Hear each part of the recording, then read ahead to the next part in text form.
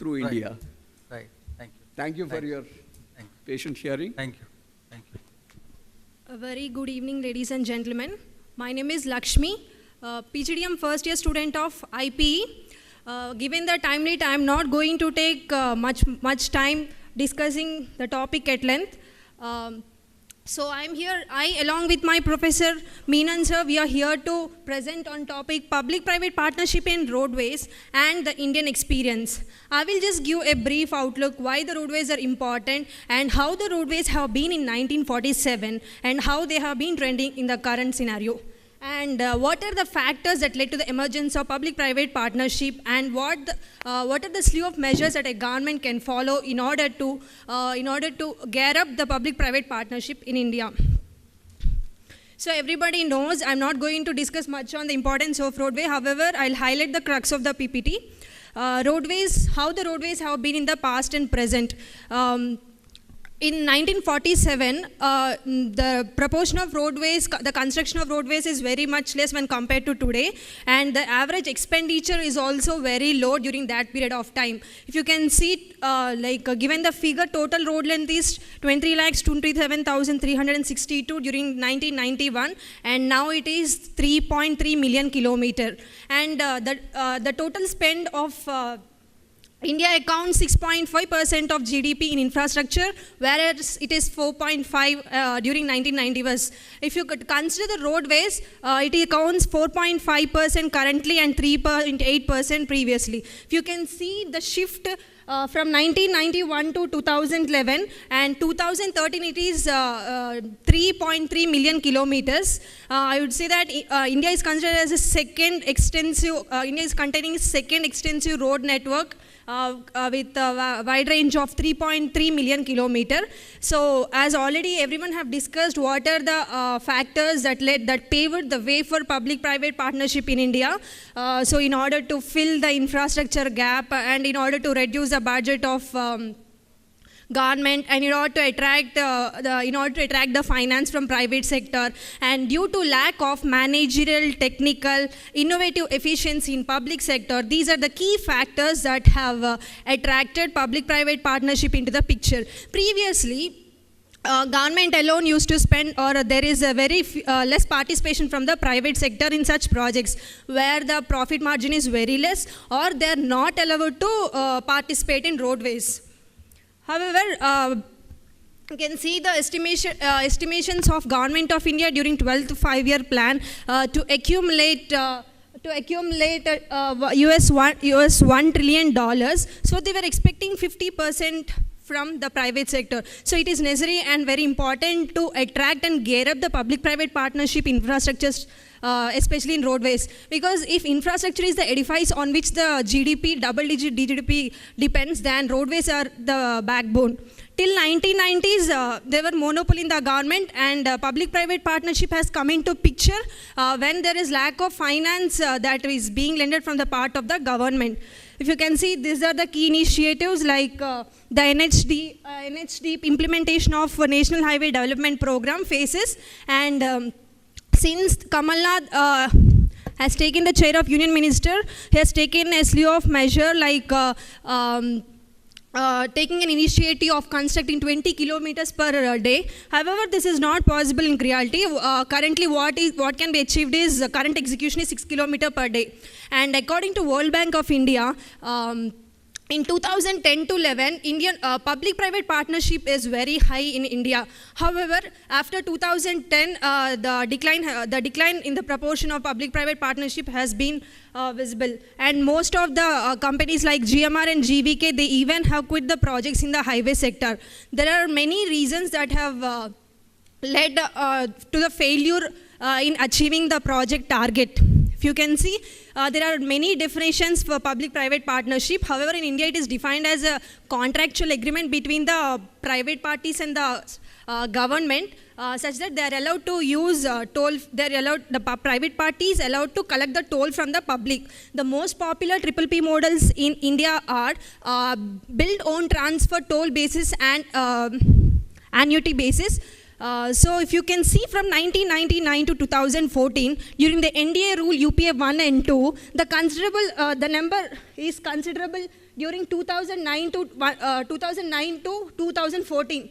However, the projects completed is very less. So you can see what are the major factors that led to the decline in the number.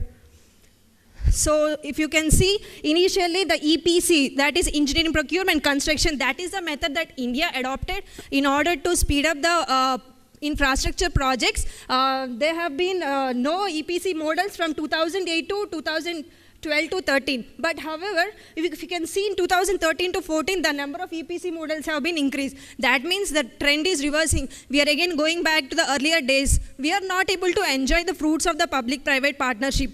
We have reached a level where India is superb and it has reached the target, that is 2010 to 11. But now let us see what are the factors that India is moving back to the trend of EPC. The absence of single window clearance. If you can see, the gestation period is very high. If you can see, it takes nearly 4 to 5 years before the start of the final project. These are the major issues that were cited by GMR and GVK while submitting the termination, while terminating their project. Growth rate assumptions. When the agreement was finalized, the growth rate in India is nearly about 8 to 9%. Now, if you can see, it is 4 to 5.5, and the inflation is even going up. So the project cost is getting increased, and now they are not able to. Afford the cost. These are the main reasons I can say. If you consider aggressive building, yes, sir. Aggressive bidding, they just wanted to get the whole of the project, and that is what making aggressive bidding. And toll revenues, since the growth rate has been decreasing, and if you can see the inflation and also the toll, the traffic that they estimated during the agreement period was not the same during the execution time. You can see the drying up of banking funds. Though some banks are moving forward in giving funds, but they are not on long-term basis.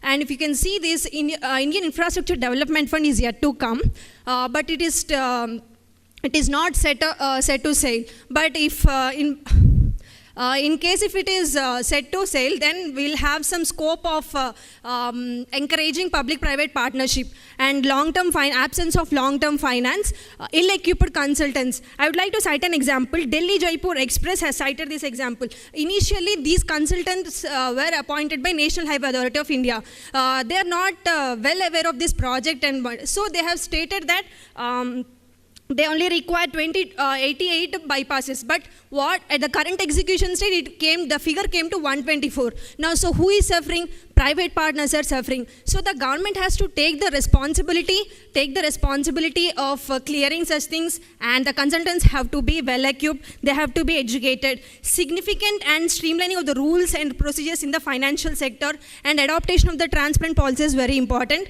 Issue of probity. United Nations Office of Crime and Drugs, its report, it has stated that corruption is one of the most important, road sector is one of the most important area that is prone to corruption. So in countries like India, as you know, what is the corruption status of India? So the transparent rules have to be, transparency should be created, strategic flexibility has to be created between the public and private partners. So these are the issues, and in considering the ill-equipped consultants, instead of making the private parties struggle, we can make them directly accountable to government, and private officials can be made public officials and made them accountable to Right to Information Act, and speeding the process of IIDF, and developing a long-term debt market, fixing the health of the financial sector, and like previous speakers who have discussed, saying that it is the responsibility of the government to make sure the groundwork is done and then to be given to private sector. This can make the total work easy for the private and public sector, and that is how we can get hold of public-private partnership and enjoy the fruits of PPP. Thank you, sir. Thanks. Dr. Sahu, you would like to present on PPP in water service delivery in urban India? Yeah. I specifically thank the organizer, Dr. Rajesh, to give me this opportunity to present myself. I am Dr. Samantha Sahu. I teach in the Department of Political Science, Rajiv Gandhi University, Itanagar, Arunachal Pradesh. I'll make a brief presentation on issues and challenges concerning public-private partnership in urban water service delivery in India. Talking about public-private partnership, especially in India, public-private partnerships have evolved primarily for, generally speaking, for three reasons. One, speaking about, it is a result of a widespread gap between demand and supply in infrastructure, coupled with a pressure to ensure quality in providing public and basic services to everybody. And in contrast to that, there is a resource crunch with the government, and that is how the talk of public-private partnership, especially in water sector or in other infrastructure delivery. Now, simultaneously, what has happened is over the last decade, what we have seen is there is a rapidly growing economy with the increased level of quality of life, and that has led to demand for better services by the general populace.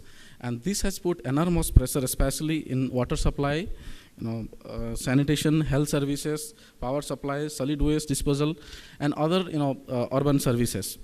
And when we talk about this public-private partnership, in the last 2 decades, especially after 1991, when Government of India opened up its economy and then started liberalization policy, in this PSP or PPP, we have seen it, especially in the very visible presence in the infrastructure sector, like roads or air traffic service, airports, or telecom or energy. But in contrast to that, PPP in social service sector is negligent, very negligent. But however, there is a very visible presence of private sector provisioning of social services like hospitals, healthcare, or school education, or drinking water, bottled water supply per se. Therefore, in this context, what has happened is attempts have been made to tap the role of PSP in basic services, service delivery, and one such instance being urban water supply. When we talk about urban water supply, over the past six and a half decades of planning and development, what has happened is Government of India has created several institutions and also promulgated different policies and legislation in order to provide water service to the people around the country, especially in the urban areas.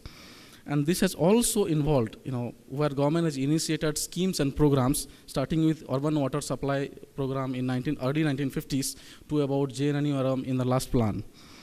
However, what we have realized, through government-sponsored studies as well as private research studies is, despite all efforts by the government through different schemes, programs, and all that, people in lower strata or in all urban centers in India, people do not have assured sources of drinking water. To quote some statistics, which is government sources from Planning Commission especially, which talks about over 90% of the people in India, they are covered with assured sources of drinking water. But when it comes to actual access, there are about 70% of the people who have actual access to water. This itself speaks volumes about the crisis in urban drinking water. There are other areas where we are also lagging behind is unaccounted for water, where we are in the last 6 decades of planning and development, we have not been able to plug the leakages. And as a result, what is happening is the water that is actually pumped into the system and the water that actually is delivered to the people, there is a huge gap. To quote some examples, like, say for example, in Hyderabad, we have about 30% of the water that goes as waste and it is unaccounted for. And the highest case of, one of the highest cases is Mumbai, where 48% of water goes, is unaccounted. Therefore, and in addition to that, there is pollution, and then also inefficient water consumption. All these things are there, and this has led to a crisis in urban water supply. Then, constitutionally speaking, water supply is a prime responsibility of the government, and it is the panchayat in the rural areas or the municipality in the urban areas which is entrusted. But then, several studies have pointed out, and we have seen also how government has a limited capacity in this sense to provide water services to the people. And thus, in this case, what we have done is, especially in the post-1991 period, we have started looking for private sector participation. And involvement of private sector player have been lauded, seeing the success of these PPP cases in other areas like ports or airports and other sectors. But then, PPP is also increasingly seen as an instrument to meet the challenges of urban water supply, which is highlighted especially after the promulgation of United Nations Millennium Development Goals. And this has given a further impetus to private sector participation in water supply in urban areas. This is also coupled with the cutback in social sector funding and the resource crunch with the government. And especially from the 8th five-year plan, till 8th five-year plan, it was primarily public sector or the government or the panchayat or the municipality which was very much entrusted. And was spoken also, but in a post 8th plan, from 8th plan itself, there is a specific importance given to the private sector participation. In the case of 3 more minutes. In the case of water supply delivery, and just to quote 8th five-year plan, for the first time it mentioned the participation of private sector in provision of drinking water, and therefore there was a shift in the approach. Government looked at supplying water to the people in urban areas.